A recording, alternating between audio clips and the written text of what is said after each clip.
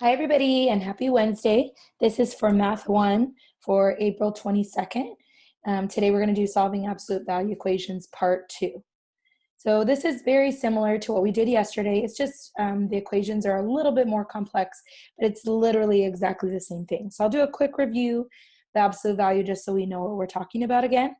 So remember our three kind of different types of absolute value here. So when I say the absolute value of x is -3, I'm saying the distance from 0 is -3. So then I'm going to look at 0, and how's my distance -3? I can go 3, but I can't go -3. I could say the direction is -3, but the distance itself being -3 doesn't make any sense. So that would be no solution because it's a negative. Doesn't make any sense. This one means the distance from 0 is 0. So if I look at 0 and I want to go 0 away, there's only one number it can be, and that's 0. So that only has one solution because it's 0 away from 0, not moving. I'm at 0 and I don't move. This one means the distance from 0 is 3. So remember, we start at 0 and I go 3 away. So I could go 3 this way and I could get to +3. Or I could go 3 this way and get to -3, right? Now, hopefully you're starting to get the pattern of the positive and negative so you don't have to draw a graph every time. This is just so that you know what you're talking about, okay? So then let's look at one example here really quick, okay? So this is the same thing. I have the absolute value equals 11. So I'm saying the distance from 0 is 11.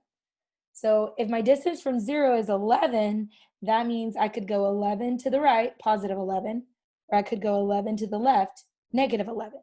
So I'm going to split that into 2, and I'm going to rewrite that as two different equations. So I'll write 2x plus 5 could equal +11, or 2x plus 5 could equal a -11.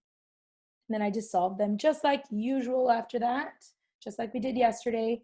We'll draw a line down my equal sign. When I get x by itself, there's a 2 and a 5 on the same side as the x. 5 is farther away, and it's being added, so the opposite is to subtract 5 to both sides.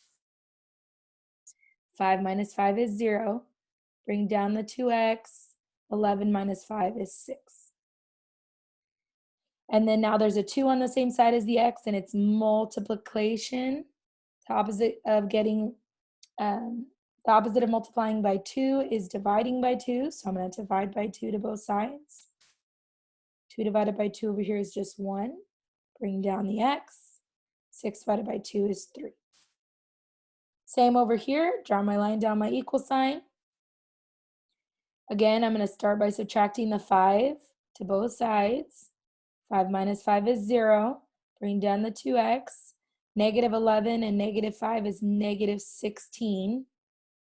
And just a quick comment, if you end up getting the same answer, that's because you did something, probably the negatives kind of messed you up, so be careful with that. And then I have 2 times x again, so to get rid of the times by 2, I divide by 2 again. 2 divided by 2 is just 1, and I get x equals -8. So then my final answers are x equals 3 or x equals -8. There you go. And as always, if you want to check your answers to make sure you're correct, you can take that 3 right here. 2 times 3 is 6, plus 5 is 11. 11 is 11 away from 0, so that makes sense. That's true. Or you can put in the -8. 2 times -8 is -16. -16 plus 5 is -11. And -11 is 11 away from 0, so that's also true. If you guys have any questions, again, let me know through Remind, Google Classroom, email, whatever you need. Have a great day, guys.